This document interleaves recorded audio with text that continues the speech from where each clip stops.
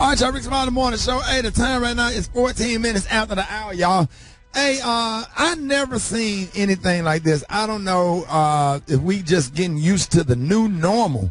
And it is definitely a new normal in politics, because whether you agree or disagree with the President of the United States, I have never in my life seen a president that act like this. They carry himself and have no respect for the office of the presidency. I mean, this man sitting up here talking about a senator that served his country that have passed away. Whether you agree with John McCain or disagree with John McCain, I never would have thought in my lifetime that I would see something like this, to see this kind of behavior, and I think he's spiraling out of control. And that's why whoever the Democrats nominate, we need to really get out and vote. Whether it's a man or woman, whether they black or white, this president is ignorant and dangerous. And I'm talking about white supremacy is at an all-time high. You're talking about building a wall or whatever. And one of the biggest threats in the United States is white supremacy. And in these groups or whatever, getting the confidence that Donald Trump is going to support him or whatever. He's not speaking out against white supremacy. And it's bad. I never seen a president act like this. I don't know what's going to happen in this next presidential election, but you need to really get out and vote. If you have not registered to vote, you need to do so. We got Attorney Glennon Threet on the phone. Glennon, good morning. Good morning, Rickey. Good morning, radio audience. Rickey, this is, like you said, he's sunk to a new low.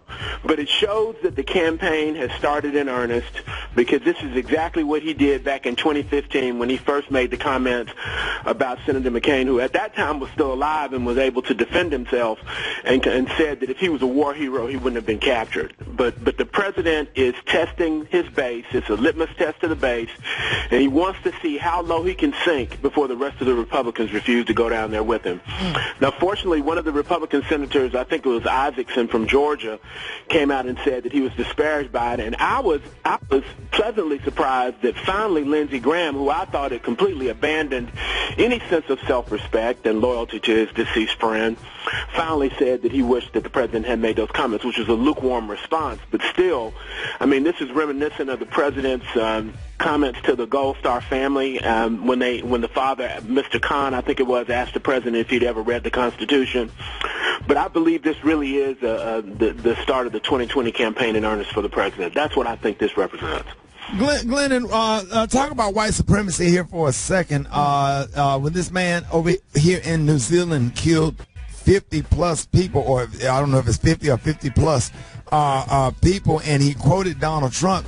What kind of message the president is sending by not, speaking out against white supremacy?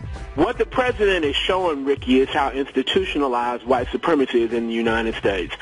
We've had, I think, 1,800 mass shootings since Sandy Hook in the United States.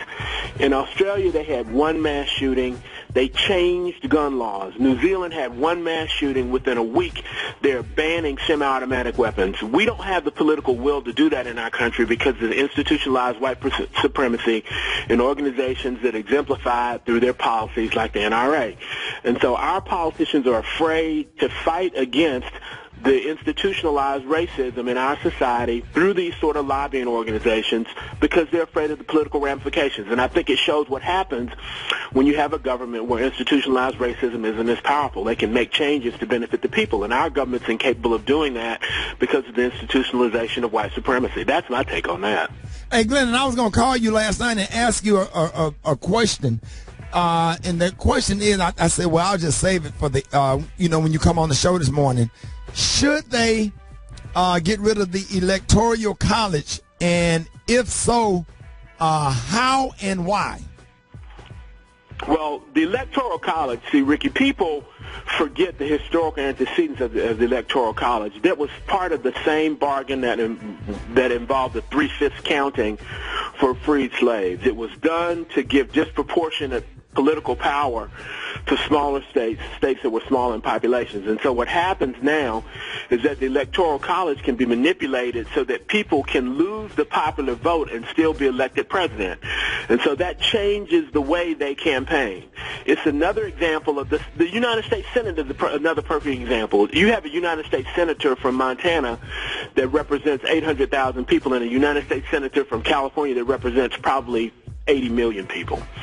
And so that's disproportionate, and what that really does is it waters down the one person, one vote. The Electoral College is a direct affront to the one man, one vote concept of electoral democracy, and it needs to be changed. They need to abandon it. And change it to what? Just whoever wins they need the to change popular it to vote? the popular vote. Whoever wins the popular vote should be president. So that would force somebody to campaign in every state, because the candidates are only going to Florida, Ohio, Pennsylvania. Probably don't go to California or any of those states on the West Coast, because those are liberal states. But a Democratic presidential candidate is not going to campaign in Arkansas, Mississippi, Tennessee, Alabama. You know, Georgia is in play now. I'm sure they're campaigning there, but not South Carolina. You understand what I'm saying, Glenn? I do. It would reduce the effect of gerrymandering, Ricky, because what happens when you have an electoral college is because so much of our country has been gerrymandered, you have seats now that it's virtually impossible for, like some of the Republican gerrymandered districts, it's virtually impossible for a Democrat to be elected. And so, like you said, Democratic candidates don't even campaign there. So what that means is that the Democrats who live in those districts are not being adequately represented. But what it does is it allows people to become president and to be elected to office without being the choice of the majority of the people. And that contradicts the fundamental purpose of democracy.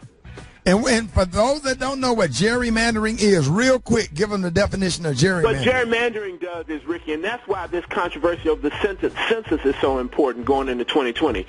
Gerrymandering is when people who have the ability to choose districts for voting change the boundaries of the districts to favor people from different parties. And so if you look at the district where many of the people in the listening audience live, some of them are in such strange shapes. They're shaped and designed that way to reinforce and to control. And so gerrymandering, when you have a Republican legislature like in a state like North Carolina, they will change the boundaries of districts to make sure that it waters down the Democratic and minority vote, and it reinforces the control of Republicans in districts that are what they call safe seats. And so it gives disproportionate power to the party that's in power. And so it is why you have states that have majority Democrats but have Republican-controlled legislatures. Right. All right, Glennon. Hey, I appreciate this. That's a lot of good information this morning, Glennon. Thank you so much. Oh, I also saw your son, man. Hey, the young lawyer, brother. I think he wants to be a lawyer. Do you have a case today? Can you take him with you today? I actually just finished the trial yesterday, but I have something coming up in a couple of weeks, and I'll be glad to take him with me because, I know Malik since he was a young boy. Absolutely, man. Shout out to Judge Nikita Blockton allowing my son to work in that courtroom. And he's been filing stuff, and he's going over to hear a juvenile case today so he can see the difference between a juvenile case and a custody case. And he makes straight A's in his law classes. And so him putting on a shirt and tie, headed downtown and just to be with y'all and thank y'all for spending time with him on yesterday. And he said he loving his spring break. So more than riding roller coasters and having fun, he liked getting up, putting on the shirt and the tie, and headed down there because he said that motivates him.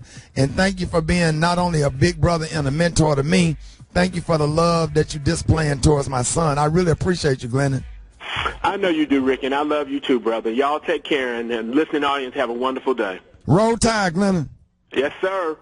All day. All right, y'all. Gary got a tea and a clue today up next. Rickey Smiley Morning Show.